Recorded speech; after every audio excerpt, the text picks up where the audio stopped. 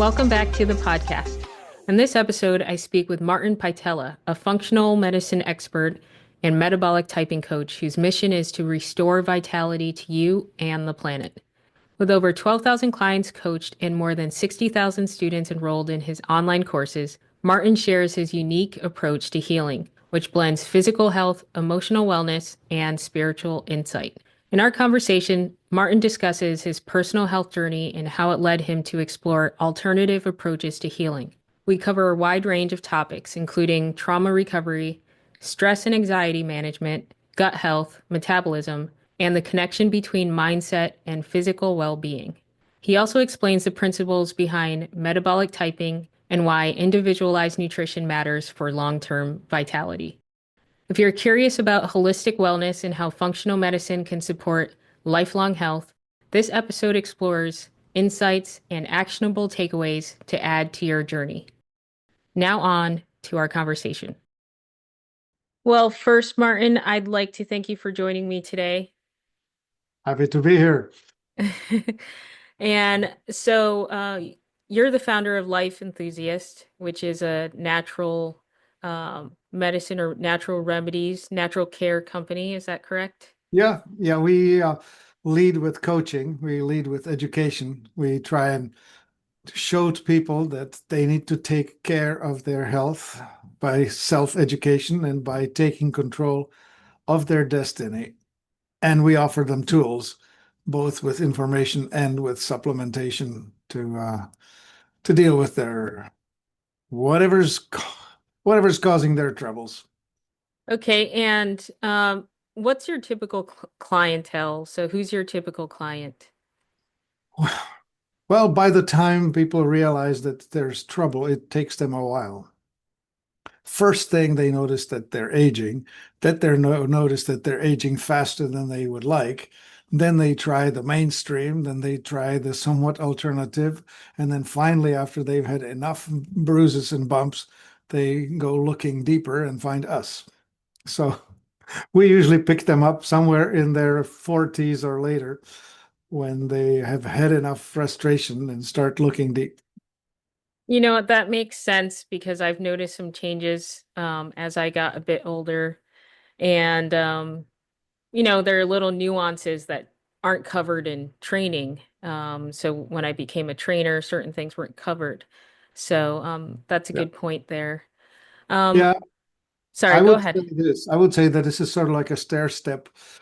You're at full force at 25. That's about when you start running out of your enzyme reserves. By the time you're 35, you're noticing that a few things aren't like they used to be. By the time you hit 45, you've had some setbacks. By 55, you had serious setbacks. And by 65, you really know that you need to do something or else. It's like that, it just goes in increments. You're maintaining for a while, and then all of a sudden, the quality of life takes a dive. Yeah, and growth hormone levels start decreasing in your mid 20s, correct? Exactly. Yeah, and that's something that coming from a bodybuilding background, that's one of the things that we care a lot about. So we Yeah. think strength training is what's going to keep the growth hormone levels up, but we don't think about every element of our bodies, including our metabolic system. And you're a certified metabolic typing Yeah. advisor, is that correct? Yes, that is right. Yeah. Okay, and what do you do with that work? Well, we have the understanding how genetics and your genetic heritage will project itself into what you should be eating versus what you're getting. To give examples, back when 1930 something, Weston O. Price went traveling around the world and he visited in Tonga and Africa and Europe and Asia. And he came back with 12 different areas, each of them eating totally different diet, so long as the people there were eating their aboriginal native diet, they were doing fine. When they switched to the industrial diet, they were no longer doing fine. They were having tooth decay, genetic recessionary damage, and all kinds of stuff. Okay, that reminds me of anthropology. So for a little bit, my major was anthropology. Oh, cool. And yeah, and they talked about our teeth, especially the tooth decay. If we ate Yep. our native food, then that wasn't as much of an issue. Right. And then especially when sugar came into our diet, that became a major issue. Right. And I know sugar can cause inflammation. So what are some things in our everyday food that can Mhm. be contributing to aging or making our health less optimal? I have a list of 5 things that you should never, ever, ever, except we do eat. And this would be refined sugar, as you mentioned, refined flour, especially if it says fortified or enriched. That's dangerous stuff. Refined salt, refined plant seed oils, especially heated ones. And finally, dairy that's been homogenized and pasteurized. It's no good either. So that's your list of don't touch this. Okay, so for dairy and refined sugar and enriched wheat flour, those are things that I think would be good to point out, the issues with those, because some people believe enriched wheat flour is actually good. I had an argument with someone at a grocery store about that once. So Well, can you oh, explain okay, so those? let's start with the grain. The grain has 2 main parts. One is the kernel, the other one's the payload, the carbohydrate end. If you want the flour that after you mill it to not spoil quickly, you need to get rid of the oil stuff. All of the goodness, other than the pure starch, is taken away. That's the difference, right? Once you take it away, the vitamins are gone. So then the industry came up with enriched and they stuff some vitamins in it. However, they the main benefit that they put in there is they call it folate, but it's not that. It's folic acid, which is an unnatural chemical that never existed in nature. It's not a food thing. And many people, it's at least 25%, maybe 40% of people who have the genetic mutation that does not get us to metabolize or methylate quickly will not do well on this folic acid because it's unmethylated. So it will increase ADD, ADHD, mental processing, athletic performance. It's highly inflammatory in people who don't have the genetics to deal with it. So Okay, that's and that's not just people who are sensitive to gluten. Is that correct? no, no, this is not about gluten. This is about being able to process folic acid as a nutrient, which it's not. Okay. And that's an important distinction, especially when we're talking about wheat products to distinguish between like gluten sensitivity and now you're talking about folic acid. Mhm. Um, Yeah, gluten is a whole other thing. I'm not so sure that we're so gluten sensitive as we are glyphosate sensitive. well, yeah. Lately, since about 25 years ago, they started pushing Roundup on wheat growers as a method of finishing the growth cycle. What glyphosate will do is it will kill the plant. In the process of it dying, it forces all of its life force into the grain, into its reproduction. So you have a desiccated, dry crop that has got more into the grain. So you get a higher yield and uniform dryness, which is fantastic from the production perspective. And the farmer has been sold the lie that glyphosate is innocent and is not a problem. And so they use it. Yeah, it reminds me of when during the Victorian era they used to serve people products that weren't actually food until You there mean like were sawdust? greater regulations. Sorry, can you repeat that? Did you mean like sawdust?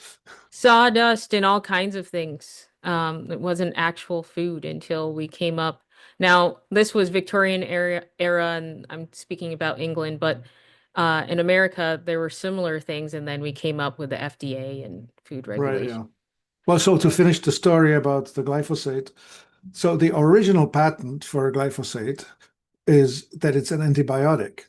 It kills the plants because it kills the microbes that are living at the root of the plant, and the root is uptaking nutrients not directly from the soil, but from the microbes that are actually taking apart the minerals, offering those nutrients to the plant. That's how you Mm, kill the plant. You deprive it of its ability to take up minerals. wow. Well, if I were a plant, my roots would be the villi inside of my intestine because that's where the nutrition or nutrients that are coming through are in contact with my intake, right? So it's the microbes living in my gut that are super important. So when I start killing them off with either chlorinated water that I drink or glyphosate that I get in trace amounts on the grains and other things, it actually alters the terrain and stops my ability to uptake nutrients. Okay, so Yes. I did want to speak more about the refined sugar as well and the dairy, but I don't want to forget what you said about chlorinated water and then alkalinization and maybe alkaline water helps. Yeah, there are many, many touch points on that. With water, look at this, right? So here's a bottle and it's in glass, and in it I have these ceramic bits. And this water has been filtered, osmosis filtration. Why? Because I want only the water. I don't want the leftover chlorine. I don't want the leftover pharmaceuticals, hormones, whatever else. I really filter it down to nothing. But that's not good enough because I also need to organize the water, structuring. Because as water runs through straight pipes, it experiences linear friction. Linear as in like this. And with that, it's building up static charge. And with that, the water clusters. And for water to get inside a cell, it has to be unclustered because the opening, the aquaporin channel, is too small for clusters to come in. So you need to discharge the water before you drink it. Otherwise, you may be irrigating, but you will not be hydrating. And that's where the alkaline water comes in. Is that correct? No, that's just the structure of the water. The pH, that's a whole other thing. Okay. And we can So talk about that. yeah, if you can convince me. So over the years, I was a trainer for roughly 10 years. Um, I've focused on mainly strength, flexibility, mobility, keeping my body in order, my mood in order, my energy up, all those things, trying to stay young. But I've walked by numerous alkaline water stores and people selling it, and I just never heard any real argument for it. So can you explain that to me? Yeah, most of it is useless hype. Yeah. However, there's a new research out which talks about hydrogen water. Now, that's a whole different gig because hydrogen is the smallest donor of electrons and protons. Every single transaction, metabolic transaction, involves electrons and protons, and it's called oxidation and reduction. Oxidation is taking away of the electron, reduction is donating of the electron in. And this runs around the pH. pH stands for power of hydrogen, and missing electrons make you acidic, and abundance of electrons make you alkaline. And hydrogen, to really explain it, has one proton at the center, that's the nucleus, and one electron in the orbit. It's the simplest little thing you can find in the universe.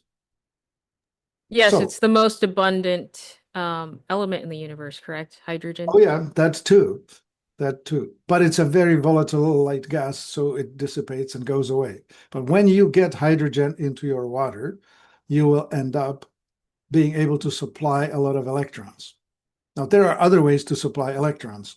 Number one, they come from the sun and into the ionosphere. And then from the ionosphere, lightning brings it down into the ground. And so your ground, the ground of the planet, is the source of electrons. So if you're walking barefoot on grass or wet sand or seashore or lake shore or whatever, you're actually connecting your body directly to the electron source. And to make it clear, when you take away the electron, that's called oxidation. That means that you're aging, you're burning, right? Like, for example, you take a piece of wood and you put it on fire, you're releasing the stored carbons into carbon dioxide and heat, and the process is oxidation. So when you're converting starches, glucose that you eat, in the presence of oxygen, you're releasing energy. But in the abundant release of energy, you're creating this heat, right? It's sort of like trying to hold flame in your bare hands. You would get injured if you can't protect yourself. And the antioxidants that we talk about, vitamin Yeah. C, E, D, A, all of the other ones, glutathione, NAC, there's a long list of names that I could throw at you. Those antioxidants is what protects you from oxidative damage. And oxidative damage looks like aging, wrinkles, and loss of this, that, and whatever, loss of flexibility. You started about, I want to stay flexible, strong with muscle mass and whatever. Oxidative Mobility. stress Mhm. is your enemy. But your exercise involves taking nutrients, converting into energy that involves creating inflammation that you need to quench with the anti-inflammatory tools, hence the need for electrons. So I'm going full circle. Hydrogen water is an awesome supplier of these electrons. There are Okay. others, right? Like vitamin C and plants and you name it. Many ways to supply that. Okay. Um, I want to talk about synergistic food. Like you were talking about them enriching wheat, for example. Right. Now, you can't enrich the wheat because naturally occurring minerals and vitamins, there's a synergistic element, correct? Yeah. Um, Right. So, can you, and I'm not sure how many audience members are familiar with that. A number of years ago, I purchased a book called Superfood RX, and he explained that to me. I still take vitamins in the pill form, and I still eat natural food on top of it. And I think the vitamins, I think everything I do is helping my hair stay dark and all that stuff. I think it's helped, so that's why I don't want to let it go. But can you explain synergy in terms of Yeah, nutrients? certainly. Certainly so. And so pigments are the nutrients found in plants that are the most protective of all the tissues we have. The carbohydrate, which is the starch in the grain, for example, that's just pure fuel. That's like gasoline. But the other parts of the plant, which would be like wheatgrass, barley grass, alfalfa, chlorella, spirulina, and then that's just the green part, right? And then we can go for the red ones and spices and herbs and all kinds of plants that are very rich in anthocyanidins and whatever. I can throw some really long, ugly words, but essentially, these are the things that protect us from the oxidative damage. The plant, nature has a design that has all of the things all at the same time, right? Like visualize an apple.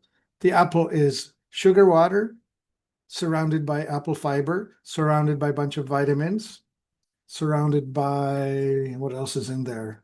Pigments, right? The red, the yellow, the green, the whatever. So together, it's a beautifully nutritious food that protects you from itself. If you drink just the apple juice by itself, you're just getting a large shot of pure energy. That's not how it's supposed to be used. Yeah, so you need all those elements together for your body to better process it and for your body to get all the nutrients Right. that it needs. So that's the story of the superfood. We actually manufacture superfood in our shop, and we use a palette of 350 different nutrients where we put together this mix that will support you on the cardiovascular and Hmm. on the eliminative and energy and immunity and connective tissue wellness and all of these other aspects of your existence. everything has its needs, and it's best handled when you have a complex salad-like symphony of Mix. nutrients coming in instead of the highly reduced something like a four ingredient pizza where you have a wheat, cheese, tomato sauce, salt. I don't know what else, maybe some mushrooms, and you're done, right? I think an equivalent would be compound exercises versus isolation exercises, right? So, Yeah, in compound that metaphor, movements. absolutely. Yeah. Yeah, compound movements, your muscles have to work synergistically. You're activating more muscle groups, and you can build your muscles um, at a higher degree as far as functionality and as far as structurally if you do compound movements. And I Yeah. learned that after doing years of bodybuilding, and I couldn't do a pistol squat after 10 years of squatting, heavy squats. I couldn't do a single leg, no weight pistol squat because I was Yeah. always working my prime mover muscles and I wasn't working the smaller muscle groups as much. So that Yeah. synergy, focusing on the isolation, um, can get you in a position where you don't know what you're missing out on until maybe something develops, correct? Yeah, well, you could say that a dancer is in much better shape compared to a weightlifter Yeah. Or because a because gymnast. they do these complex movements that involve core strength, and that's walking on uneven ground and doing complex moves. Pilates is a great system of helping to maintain people in their complexity rather than doing just straight leg press, bench press, seven exercises, right? Yeah, exactly. That's why after those 10 years, I do gymnastic strength primarily now, Yeah, just because I like great. muscle. Yeah, like a nice little tumble run. What a Yeah, complete concert of everything around your body, right? yeah. And it'll keep you busy for decades. But getting back to the synergistic food combination, so where do you sell your supplements or your products?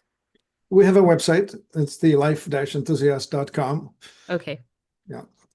And talking about oxidation again, real quick, another thing I have tried to explain to people over the years is how alcohol is an oxidant, right? And some Alcohol is people, primarily a carbohydrate, and hmm it will metabolize in your liver, producing excess of as it metabolizes. Alcohol is very similar to sugar, very similar to bananas, very similar to wheat and rice and potato. All of these are very simple energy sources that don't provide much nu nutritional value, only energy. We're we're defining it as calorie rich, nutrient poor. That, right? yes. So I have tried to explain to people the less alcohol they drink, the better off they'll be in any scenario. It doesn't matter what article comes out saying that wine is good for this or that. I'm convinced I've had probably in my entire life, I'd say probably like 20 drinks of alcohol. And I swear the 10 gray hairs I have are probably from. Well, I always I'll tell wonder, would you. I have fewer gray hairs if I just Yeah, yeah. never had? Well, I'll tell you this way, right? Um, the amount of wine you would have to drink in order to get the antioxidants that they promise you would have you toxic. You would have your non-alcoholic fatty liver on board. So, yes, it's true that resveratrol that comes from grapes is an awesome antioxidant and anti-aging tool, but you need to buy it concentrated, not in the form of red wine in the wine format. Okay, I just wanted to get that out of the way.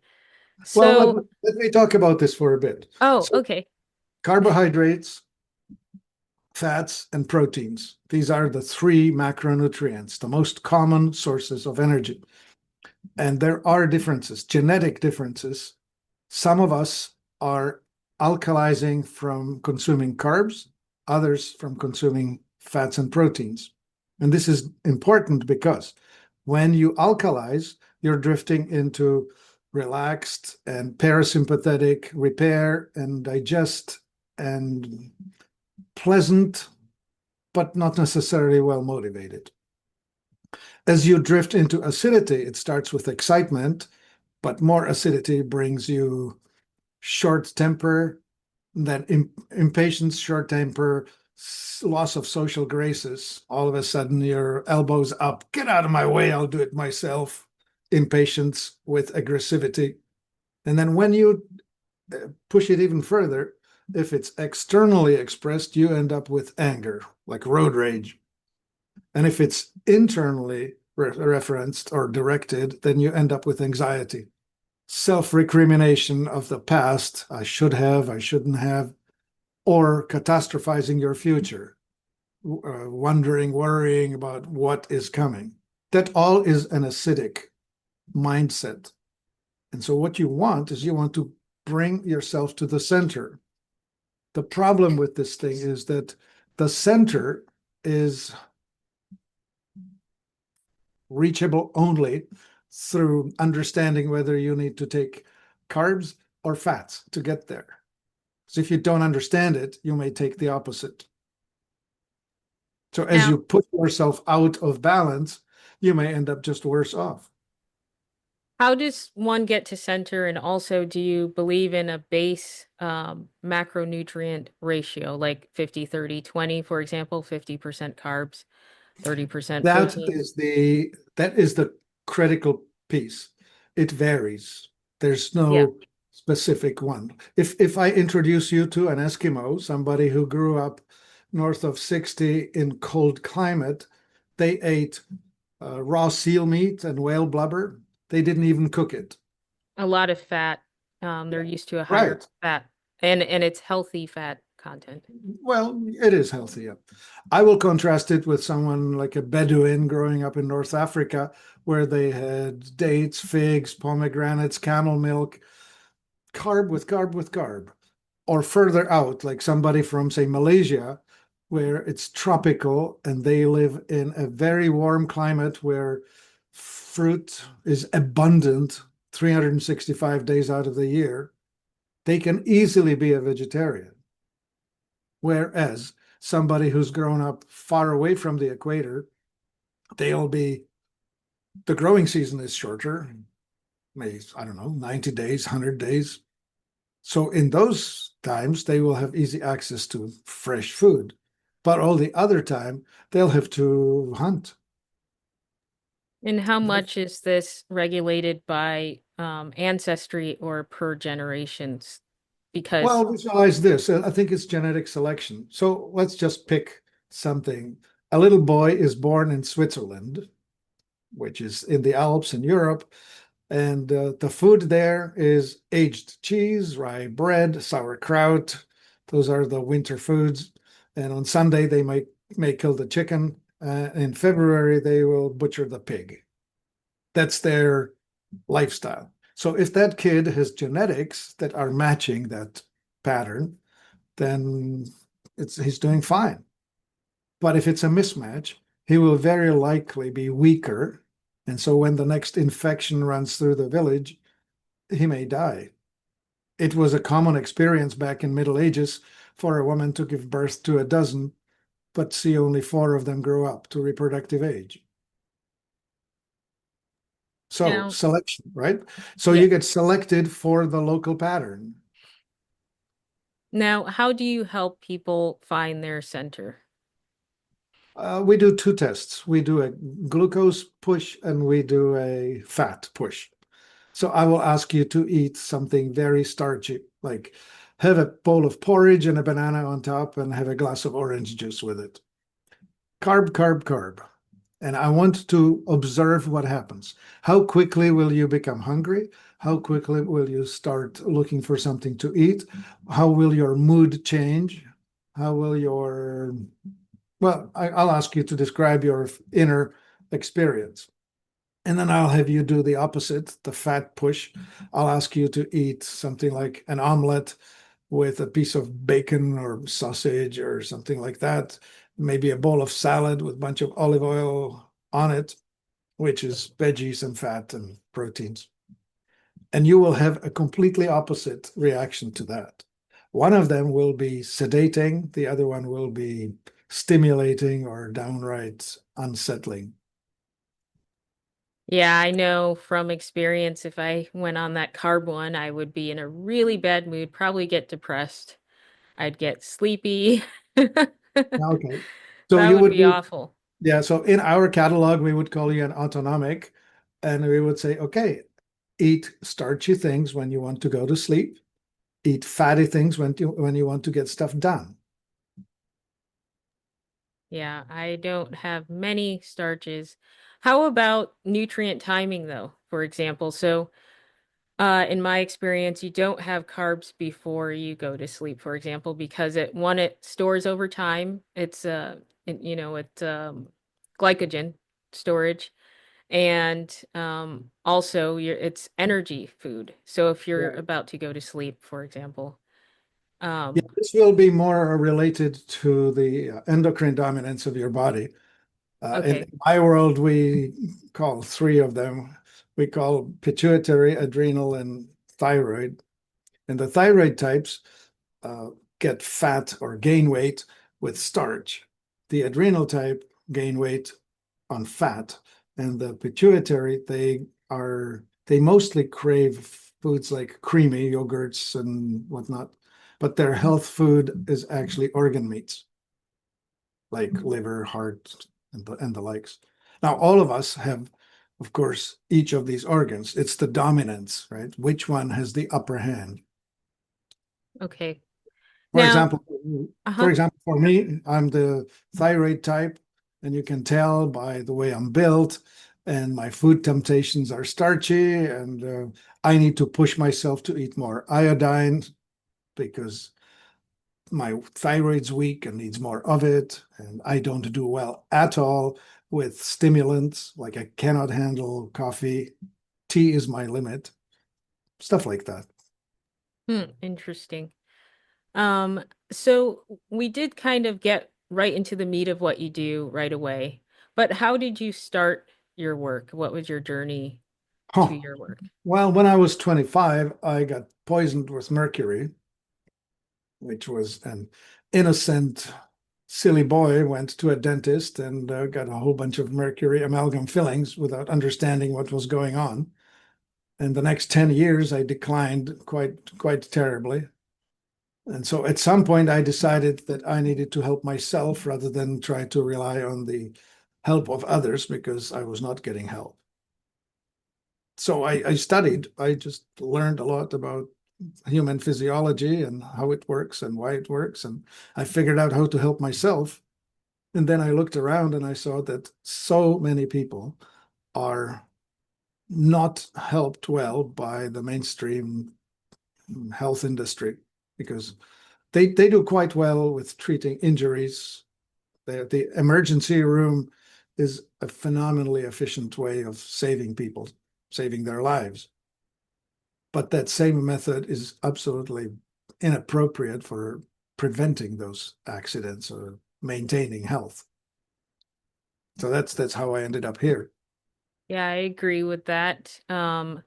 The bigger medical industry, they have their role in some areas, but you always have to have your skepticism to some degree, especially if you have applied experience in something and they're trying to teach you something else when you've already been able to prove to yourself, no, I actually have years of experience with this. I can replicate it. And so I think you're kind of lacking something in what your knowledge is, and maybe they need Yeah. to kind of catch on and catch up to Well, that. the way the medical schools are organized and the way the whole healthcare, as we call it now, industry is organized, they only deal with symptoms and they only use pharmaceuticals. And the bottom line is this: you cannot fix a problem caused by toxicity by applying more toxic things into the mix. It just doesn't work. Mhm. Yeah. I'll say it really plainly. Your migraine is not caused by a deficiency of excedrin. Your Your belly cramp is not caused by a deficiency of Advil, Uh-huh. like that, right? So if you want to Good point. prevent the symptom, you cannot be using a pharmaceutical. You have to take other tools, other ways. So when someone comes to you, um, how can someone contact you and actually work with you? Do you have a clinic? Do you have are your tools primarily online? How can they start working with you? Yeah, we would call it telemedicine now. It's online. We can talk to anyone, just like you and I are talking right now. I can connect with anyone over video. And I do have clients all over the planet, Australia and Norway, Sweden and New Zealand, but 95% of our clientele is in the United States. And well, make an appointment. We offer a 15-minute initial consultation where you get to ask or maybe tell your story, and we'll try and interpret from where you are and how you got there with what you need to do to change the outcomes that you're getting now. And it usually stands on four pillars. Those would be toxicity, malnutrition, stagnation, and trauma. It's like I'm grouping it together just so I can organize it in my head. But toxicity is stuff that's in your body that shouldn't be there. And malnutrition is stuff that should be coming in but isn't. And stagnation is the lack of movement, your sedentary lifestyle, your pursuit of comfort that's blocking you from exposing yourself to enough adversity to actually maintain strength. I'll say it this way. The strength of your bone, the bone density, is dependent on the muscle attachments stressing your bone. And that doesn't happen until you exercise it. And that's Mm. how you, through adversity, strengthen your muscle, increase your muscle mass, and maintain your bone. So you can't be Yes. lying in bed dreaming about the health that you're going to have. You actually need to work for it. Yeah, I always say everything in the universe works. The sun is working constantly. Everything in the universe is working constantly, and we have to work too. Yep. And you have to work more than you don't work. Of course, you could have time off, but you have to work most of the time. And I think working out 5 hours a week versus all the hours we have to do everything else, that's like a steal of a deal. That's why I don't stop working out. Because can you imagine you only have to go to the gym 5 times a week, an hour each, and then you have all these hours, like 12 hours in the day to do other stuff? I just don't understand how you can skip out on that 1 hour. It's a priority management, and it's the lack of full understanding of just how important it is to stress the body, to move the muscles, to the joints will atrophy. Everything will atrophy that you don't use. You mentioned the flexibility. You actually need to push yourself into the positions because if you Yes. don't, then the body says, well, I guess we don't need that. Yep. The body's smart. It won't waste energy on anything that you don't expose it to. Now, you did mention the four causes of, on your website on YouTube, I believe you called it the four causes of disease. Is that correct? Yeah. Okay. The toxicity, malnutrition, stagnation, and trauma. And so we touched on malnutrition. We didn't touch on toxicity that much or trauma. So can you You give want some to? examples of those? Sure. Okay. Well, toxicity, industrial age life. So you are drinking water that has been made toxic with heavy metals through the pipes, like lead or mercury or arsenic. And the food is grown again with toxic stuff, herbicide, pesticide, volatile organic compound, forever chemicals, Teflon and his cousins, all of that business that those are things that will block the natural function of your body. They have to come out. If they don't come out, you will have, I call it blocking factors. You will have inability to stay healthy because of the presence of the toxins. So as the food is grown in toxic soils with toxic fertilizers and toxic herbicides and blah blah blah, all of that, it has to come out. So it's the air, water, food, environment, soap, cosmetics, clothing, furniture, cars. all the stuff you interact with. That's all providing you with toxic inputs that you have to manage. Okay, and as you mentioned, with the water, you might be irrigating yourself, but not hydrating yourself. True. And with the wheat, you're not getting all the nutrients due to the herbicides. Right. So, Nutrient density, right? okay, and then trauma or Yeah. vibrational disruption. Yeah, well, trauma. So invisible things, right? You have childhood events, whether you grew up in a insecure childhood in a household of alcoholics or absent fathers or absent mothers. It's called ACE, adverse childhood events, and they are loss of a parent, incarceration of a parent, moving, I don't know. There's a whole bunch of stuff. Anyway, the more of these you have, the more traumatized you are, and the more you need to work on releasing all of this. And there are wonderful methods of dealing with it.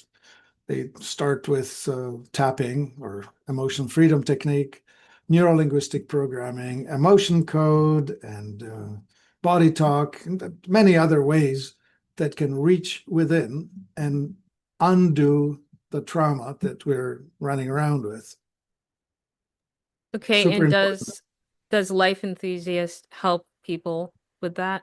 We usually refer out. Yeah, we Okay. we partner out with others. Just we certainly stress it and advance it, but no, we're not really doing it online. Okay. Actually, oh, I should say there's one thing we do. We use a program called AO Scan. That's AO Scan, which is a electronic remote vibrational scanning and tuning of a person. So we do that.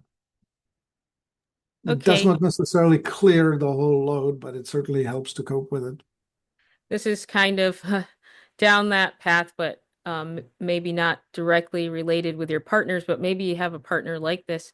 Um, do you ever recommend people to go on like a retreat and just detox fully? There's so many ways of detoxing. What are you Mhm. toxic with? Are you toxic with water solubles, fat solubles? Are you industrial toxins or metabolic toxins or emotional toxins? And will you go offline? One of the bigger contributors to this trauma is electromagnetic radiation, EMF.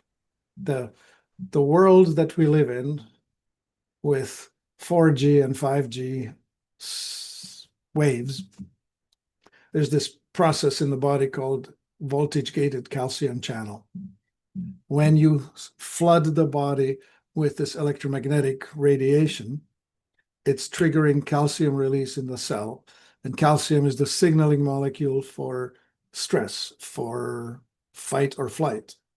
So it triggers anxiety, raises your blood pressure, prevents your sleep, slows down your digestion, and impedes your immunity. So people in high levels of EMFs will get more sick, will age faster, and on and on, right? Mhm. Yeah, I wonder what Bluetooth is doing to us as well, but I It's guess part of it. yeah, we'll find out. So, you did mention when we spoke before this podcast about mood and motivation and how food can play a role. Can we touch on that briefly? Mhm. Yeah. So if you're the oxidizer, you're alkalized by fats or acidified by starch. If you're the autonomic, you're the other way around. So in your world, extra carbs put you to sleep. So if you're overstimulated, then you need some or enough starch to slow you down and to calm you. Like you will not go to sleep if you keep hitting yourself with endless amount of fat. You need to slow it down. Now you mentioned that before sleep you want to actually have food that's going to sustain you, which is smart, right? Like Mm. fats and fiber is the slow Yes. burn, but just enough carbs so that you're not acidic. Yeah, and protein, lean Oh protein. yeah, the lean protein is part of it, yeah. But Okay. It doesn't have to be lean. It could be fat. It's fine. Okay.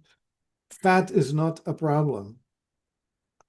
Okay, so um how about unsaturated fat versus Oh, saturated? okay. Now the healthy versus unhealthy. Yeah. Yeah, that's a complication. So we have the omega threes and sixes and nines, and in the production of foods, seed oils are heated and made rancid and need to be refined, deodorized, and all of that high value omega-3 stuff removed. It's just not there. So that's just inflammatory from the get-go. You need to get more of the omega-3 fats, which you'll find in cold water fish or fish in general. And the fats that you eat there have to be either encapsulated or refrigerated. Otherwise, they will rancidify. And that's not a good thing. Okay. Not Yeah, as I do take omega 3s and I refrigerate them but yeah, just so people have the distinction, um, because I believe the Atkins founder, the whole controversy with him and saturated fat. well. Look, Atkins' diet is excellent for Eskimos. Well, Uh-huh. Atkins didn't have it right. I mean, he totally ignored healthy versus fat. It's the it's a continuum. Like you have a continuum from left to right, you have a continuum to fat dominant or carb dominant. And as I gave examples earlier, some people are fine on a vegetarian high starch diet, but many are not. And so if you're going to push the body the wrong way, you'll end up with illness. Okay. Some people And are really good at being on a complete carnivore, high fat diet. It works for some people. okay. Now, what would be a way to incorporate your knowledge or your teachings into day-to-day balance? Well, If you you can figure it can. out. You can figure it out on your own from the education we give away for free, or you Okay. can get a leg up and take the metabolic typing test.